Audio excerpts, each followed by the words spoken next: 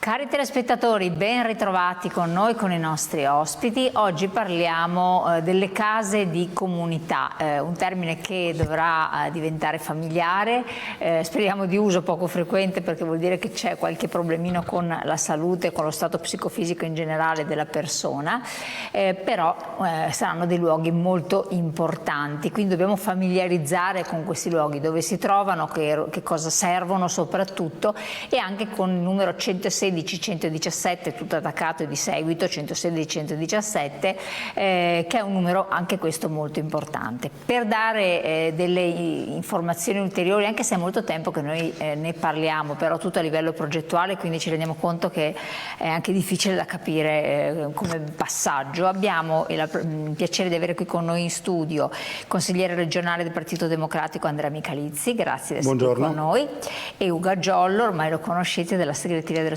CGIL del Veneto, addetto al reparto sanitario e sociale. Grazie anche a lei. Allora, questa volta cominciamo dal consigliere regionale, perché voi siete stati anche voi coinvolti, anche se siete all'opposizione, però comunque nell'ambito della regione, per quanto riguarda questa apertura che deve essere effettuata delle case di comunità, ma prima ancora per capire che ruolo devono avere.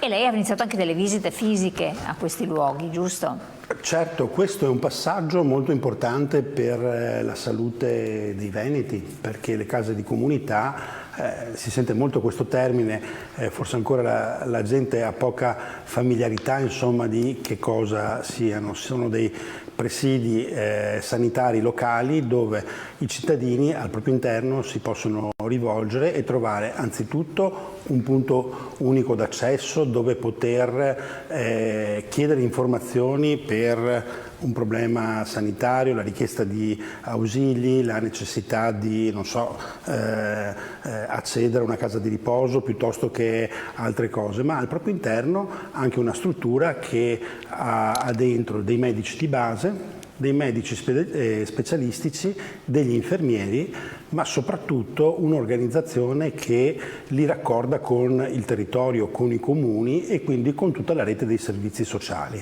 Perché è bene, come diceva lei in apertura, che abbiamo meno a che fare con le strutture sanitarie perché significa che stiamo bene, che siamo in salute, però è bene che le strutture sanitarie lavorino, perché il primo presupposto per stare in salute è che ci sia una forte, un'alta prevenzione sul territorio, e quindi anche educazione alla salute, educazione agli stili di vita. Le case di comunità possono aiutare in questa rete che prima descrivevo, insomma, proprio in questa direzione, quindi a diffondere anche una cultura della salute più diffusa ed evitare quindi anche che i nostri disturbi si cronicizzino. Ecco, quindi per questo è importante che l'avvio di questa nuova organizzazione territoriale funzioni. E lei lo diceva, insomma, io sono consigliere regionale di minoranza, ma ho a cuore il fatto che queste strutture funzionino davvero, insomma, ecco, e quindi lavorerò... Sì, non si fanno polemiche, bisogna dire che bisogna conoscerle e far capire a chi ci ascolta che cosa servono. Lei prima ha accennato, ma poi lo sappiamo anche il sindacato tante volte, per esempio la casa di riposo, avere informazioni o situazioni di non autosufficienza. Bisogna richiamare la politica perché queste strutture funzionino davvero, ed è lì probabilmente il vulnus, perché oggi la partenza è una falsa partenza e questo è un problema. Quindi il tema non è che le case di comunità siano... Il problema è che la politica deve farle funzionare. Qui stiamo noi pagando un ritardo nella programmazione che sta inficiando, diciamo, l'avvio di queste strutture, con cittadini che conoscono poco questa struttura, ma soprattutto con strutture che ad oggi in molte zone non sono ancora pronte. E quindi... Perché i lavori devono essere terminati, i finanziamenti del PNRR, entro il 30 giugno 2026, esatto. Giusto? Perché dopo cosa succede? Non ci sono più. È perché quella è una scadenza limite per tutti i lavori PNRR e quindi devono essere finiti. Ecco, ora le case di comunità sono state finanziate un po' col PNRR, un po' con fondi POR, quindi si troverà il modo, diciamo, per non andare a perdere i finanziamenti PNRR, ma al di là del flag sul diciamo, l'opera pubblica, è importante che la casa di comunità non resti una scatola dove abbiamo detto beh, abbiamo l'edificio, lo abbiamo arredato, ecco, devono essere dei luoghi che producono salute. Nel giro che sto facendo, perché nella mia attività di consigliere regionale, seppur di minoranza, insomma, non voglio limitarmi a guardare le carte che arrivano in commissione e in consiglio, dove nelle carte tutto funziona bene e tutto è pronto, ma sto appunto andando invece nelle case di comunità a guardare con i miei occhi, a toccare con mano qual è la situazione, e c'è la situazione che le dicevo, appunto, alcune situazioni, sono stato a Conselve per esempio, lì si è partiti con la casa di comunità definitiva che è al 30% dei lavori, quindi ancora, come dire, allo stato diciamo di cantiere, e con i servizi organizzati in luoghi provvisori. Ora, lì gli operatori si stanno facendo in 4 per poter dare un servizio, ma hanno bisogno di medici, hanno bisogno di infermieri, perché non basta aprire il portone per poter intervenire. Ecco, quindi questo è importante, siccome il Presidente Stefani ha fatto grandi annunci e grandi promesse sul tema sull'attenzione alla sanità e alla sanità territoriale, che è quella che nella nostra regione sentiamo si sta svilendo. Ecco, è importante che questo passaggio si segua al meglio. Ad oggi non siamo partiti bene. Questo è un aspetto importante. No, è interessante la visita fisica alle strutture, perché lo stesso ho sperimentato, perché ce ne ha parlato lei segretario, no? È andato a vedere fisicamente anche nei luoghi dove la sanità funziona anche meglio, i piccoli comuni, dove ha avuto modo di vederla, in provincia di Venezia per esempio. Sì, abbiamo visto in provincia di Venezia, in provincia di Padova, in provincia di Rovigo, le varie strutture dell'Ospedale CGIL stanno facendo all'incirca quello che adesso il consigliere Michalizzi diceva, e cioè andare a vedere materialmente se i servizi ci sono, se le case della comunità sono realmente state aperte o se ci sono solo i muri. Anch'io dico questo, noi come sindacato pensionati, in termini unitari ma in particolare come CGIL, abbiamo scommesso molto sulle case della comunità e sul territorio. Noi pensiamo che in una società in cui le persone diventano sempre più anziane, sempre più fragili, sempre con più cronicità, c'è bisogno di passare davvero dall'idea dell'ospedale all'idea dell'ospedale con il territorio, che in qualche maniera consente alle persone anche di rimanere di più a casa propria. Quindi su questo abbiamo investito molto. Quello che è successo è semplicemente il fatto che si è ritardata la programmazione in Veneto. Si sono ritardati gli interventi necessari, e quindi oggi ci siamo trovati negli ultimi 2 mesi sostanzialmente ad una rincorsa per chiudere almeno tutta la partita dei muri, diciamo così, perché c'era la scadenza appunto del PNRR al 30 di giugno.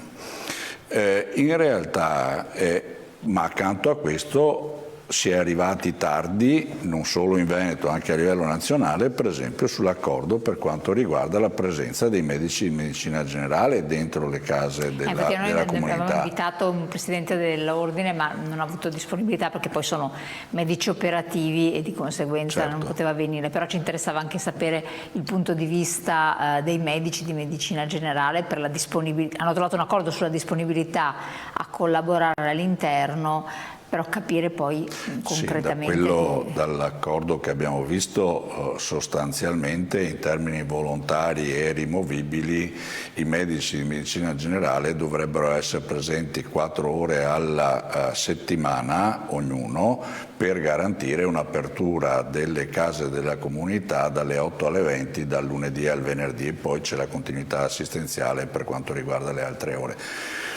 ma stavo semplicemente dicendo che quindi si è corso e quello che vediamo è che in realtà oggi come oggi una parte importante delle case della comunità non sono in grado di partire con i servizi previsti né dal DM 77 né dalla delibera attuativa fatta dalla Regione del Veneto.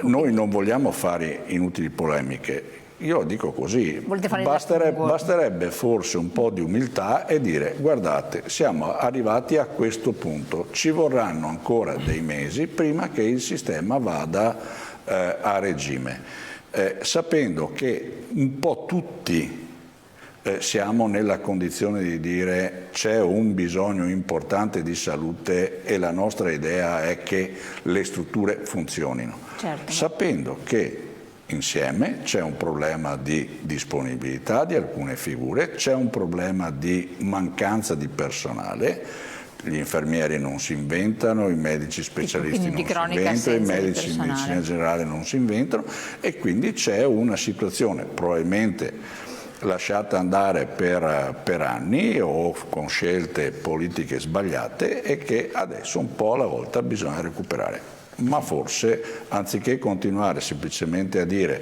siamo la migliore regione d'Italia, un po' di umiltà e dire: guardate che abbiamo bisogno ancora di tempo per riuscire a implementare i servizi e a fare funzionare questa cosa. Ci è arrivato un messaggio da un nostro telespettatore, vediamo la regia che ce lo rimette in onda. Proprio oggi leggevo sul Mattino che queste case di comunità non sono proprio fruibili, vedi quella sui Colli Euganei, che cosa dite? Questa è la situazione che hanno rilevato i media andando a vedere, ma è quello che vedono i cittadini entrando nelle case di comunità. Ecco, per precisare, perché noi abbiamo molti telespettatori di una certa età che ci seguono, che non sono quelli che vanno in giro, a volte alcuni hanno anche delle problematiche di mobilità, però devono capire bene. Non è un presidio di pronto soccorso, non è una longa manus dell'ospedale, non è un servizio sociale. Come lo spiegherebbe lei, consigliere, proprio in modo semplice a sua mamma, che ipoteticamente, o suo genitore, cos'è la casa di comunità? È un punto di riferimento locale. Noi oggi stiamo comunale o territoriale? No, territoriale. Sono 20 case di comunità in tutta la provincia di Padova.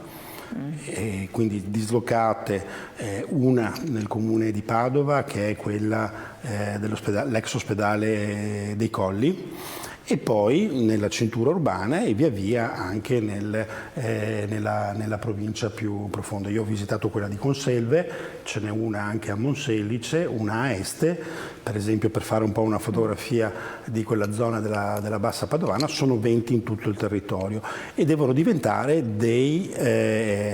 essere dei punti di riferimento locali, ecco, per non dire presidi sanitari. Ma non è un pronto soccorso? Non è un pronto soccorso. Perché questo è un concetto che non è stato ben. Però dovrebbero aiutare gli ospedali e i pronto soccorso a evitare quell'intasamento che alle volte si produce, perché il cittadino, non avendo un riferimento locale, quando non sta bene cosa fa? Va al pronto soccorso e magari ha un problema che poteva essere risolto in un altro modo. Quindi col punto di accesso unico 116, 117, l'USL pubblicizza sempre di dirlo con i numeri separati perché è più facile anche per i bambini, e quindi alleniamoci, come dire, a dirlo 116, così, 116, 117,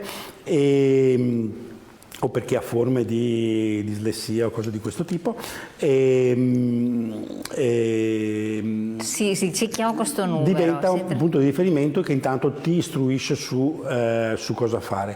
È un presidio anche sanitario, perché all'interno ha i medici di base. Devono essere, i requisiti minimi dicono almeno uno in presenza nelle 20 ore, e poi alcuni presidi devono avere anche l'orario notturno, che con la guardia medica o medici di turno, insomma, si organizzano.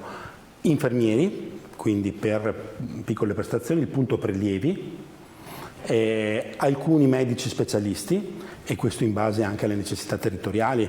Questo è un aspetto che per esempio crescerà e si organizzerà nel tempo sulla base anche delle richieste, delle necessità che il territorio ci dovrebbero essere delle diagnostiche, esprime. No? Deve fare prevenzione, il rapporto con i servizi sociali serve proprio a questo, quindi organizzare anche un presidio che sia collegato, diciamo, con le fragilità, almeno quelle seguite, quelle note nel territorio. Quindi un punto di riferimento, un numero di telefono e un posto dove andare per piccole prestazioni, anche per non andare a intasare le strutture ospedaliere. Ma tornando a quello che diceva giustamente prima. Aspetti che io le porto la parola perché abbiamo la pubblicità. Si tenga a mente cosa deve riprendere il discorso, mi dispiace interromperla e che dopo non abbiamo tempo. Qualche secondo, ritorniamo insieme, seguiteci perché l'argomento è molto, molto importante e riguarda tutti quanti noi.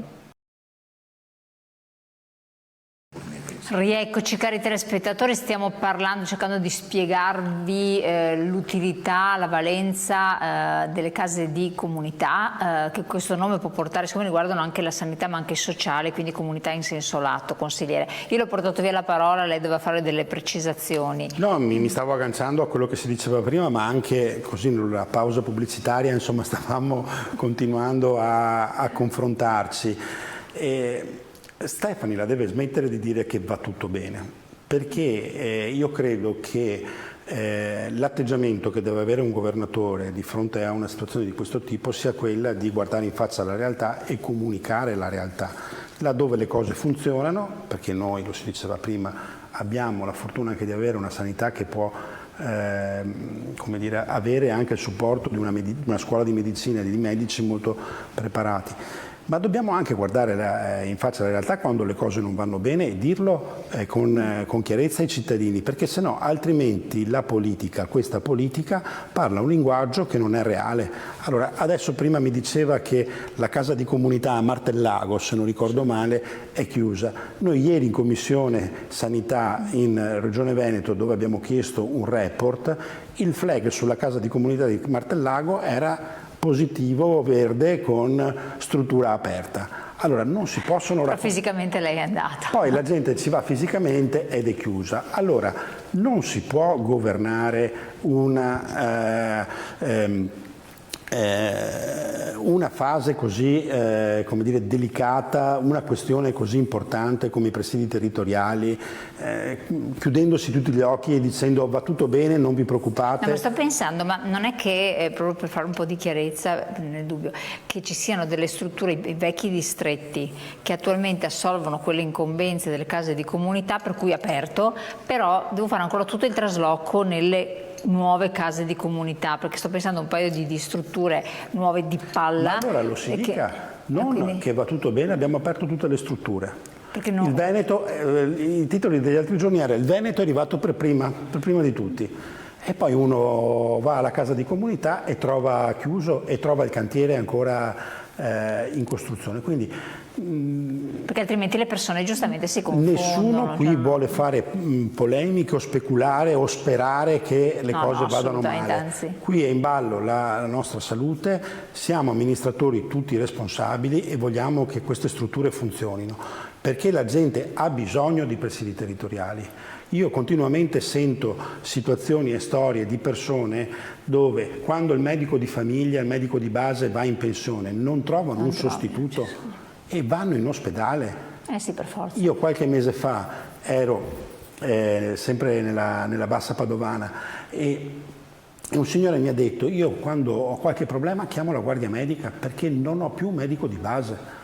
Allora, su questo non possiamo avere l'approccio del va tutto bene e quindi noi abbiamo chiesto in Commissione che tra 2 settimane ci vogliamo rivedere con un report aggiornato, andando non a chiudere gli occhi, ma a aprire gli occhi dove le situazioni ancora non sono al 100%. Quindi praticamente se la casa di comunità e dove funziona, perché ce ne sono magari alcune che sono operative, la persona che è senza medico di medicina generale, e so che ce ne sono, può andare alla casa di comunità se ha questo problema, se deve farsi la prescrizione di una ricetta invece che andare al pronto soccorso sostanzialmente. Le case di comunità possono anche ospitare per esempio le medicine di gruppo o medicina di gruppo integrata, quindi diventare anche quel posto che ospita diciamo queste situazioni che stanno funzionando molto bene, insomma, dove ci sono... diventa importante sapere bene come funziona. Non c'è informazione. Lei ha fatto bene in apertura a dire, spiegate cosa sono queste case di comunità,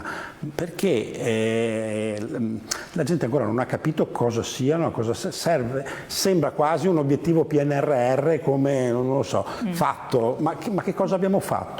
Ecco qua, ne avete già parlato con lo SPIE, sì, vabbè, tanto tempo che ne parliamo, però quando è tutto teorico non si capisce bene, e l'idea è ottima, ma devono funzionare e farsi conoscere. Io ad esempio sono di Rubano, questa è provincia di Padova, e non lo sapevo che qui ne esiste una, bravi che ne parlate. Ma immagino che parlarne. Lei l'avrà visitata magari. L'assessore in commissione, una delle cose che ha detto è: adesso stiamo predisponendo anche una campagna pubblicitaria. Ma io dico, le case di comunità sono aperte e stanno predisponendo una campagna informativa? Cioè non è che a un certo punto uno ci ha detto domani dovete aprire le case di comunità, sono anni che i progetti sono stati approvati, che sono stati finanziati, che i lavori sono in corso e che si doveva lavorare, la programmazione che mancava, si diceva prima, per fare in modo che poi dentro la struttura uno non possa aprire solo un portone, ma possa trovare il medico. No, perché quando lei dice, anche il sindacato più volte ne ha parlato dei famosi PUA, punto unico di accesso, che dovrebbe essere questo luogo che risolve un po' tutti i problemi in generale. Io arrivo al punto unico di accesso dentro la casa di comunità, correggetemi se è sbagliato, perché questa è una cosa, quindi vado a piedi alla casa di comunità, entro, punto unico di accesso, dico ho mia madre che è stata dimessa, verrà dimessa domani dall'ospedale, non so cosa fare, faccio l'esempio. E lì dovrebbero dirmi: guarda che puoi contattare questo, puoi fare esatto. questo, mi dovrebbero anche non dare informazioni, magari risolvere questo problema, perché se invece che essere io è il marito di mia mamma, che ha anche lui 99 anni, mio padre ipoteticamente, è duretta che in qualche modo possa arrangiarsi. Ma ancora di più, se ne parlava anche col segretario, c'è questo 116, 117 che dovrebbe già essere una prima risposta, corretto? Passerei la parola al segretario. In realtà ci sono due modalità di accesso alle case della comunità. Uno è via telefonica, che è questo numero? l'116, 117, che è un numero sconosciuto credo alla quasi totalità dei cittadini, che dovrebbe in qualche maniera, una volta chiamato e sentito qual è il problema, indirizzarti, dirti: guarda, non hai un grande problema, vai domani dal tuo medico di medicina generale, oppure è urgente, ti chiamiamo l'ambulanza e ti facciamo accedere all'ospedale, oppure guarda, vieni qua nella casa della comunità perché qua troverai il medico, l'infermiere, lo specialista, il punto prelievi che possono risolverti il problema senza andare al pronto soccorso. Dall'altro, se una persona si reca fisicamente alla casa della comunità, dovrebbe trovare il punto unico di accesso, PUA, che dovrebbe tra l'altro essere integrato tra personale sanitario e personale dei comuni. Cosa vuol dire dei comuni? Dei famosi ATS. I servizi sociali. Servizi sociali, sociali, in modo tale da dare una risposta integrata alla persona. Esattamente le cose che dicevamo prima, dire: guarda che tu devi rivolgerti all'assistente sociale, tu devi fare la scheda SVAMA e quindi questa è la procedura. Addirittura qualche volta l'assessore diceva potrebbe essere anche il luogo dove vengono anche prese gli appuntamenti rispetto alle prescrizioni che i medici di medicina generale hanno fatto. Allora, il tema è che in realtà molti di questi servizi ancora non ci sono. Poi è vero, io ho visto la realtà di Noale. Noale è un vecchio ospedale dismesso. Già all'interno vi erano le medicine integrate, 2 medicine integrate, alcuni ambulatori specialistici, tra cui medicina dello sport, punto prelievi, e quindi semplicemente là hanno attaccato fuori il cartello con scritto casa della comunità perché già prima funzionava. Sì, per carità, è stato risolto. Ci sono casi come il mio dove in realtà funziona la vecchia sede distrettuale, ma il pezzo nuovo di casa della comunità dove dovrebbero esserci medici di medicina generale di seguito non c'è. Ci sono altre che sono ancora chiuse. Allora, come abbiamo detto, dovrebbe da un lato essere fatta molta più informazione sia nei confronti delle istituzioni che anche certo, sia nei confronti soprattutto dell'utenza, e dall'altro avere il coraggio di dire: guardate che alcune realtà possono anche partire, altre avranno bisogno di tempo, e anche su questo fare informazione, dicendo alle persone perché non va bene né che la gente vada a bussare a una porta che trovano chiuso, perché questo certo, alla fine continua nel meccanismo del e tanto non funziona certo, niente, ma dall'altro anche che magari ci siano i servizi e che l'utente non lo conosca e continui ad andare verso o il pronto soccorso o altre situazioni. Ecco, lei consigliere diceva ci sono anche un altro messaggio, ma sostituiscono i pronti soccorsi? Di in parte. Lei ha spiegato già prima, in piccola parte, però questa risposta del 116 117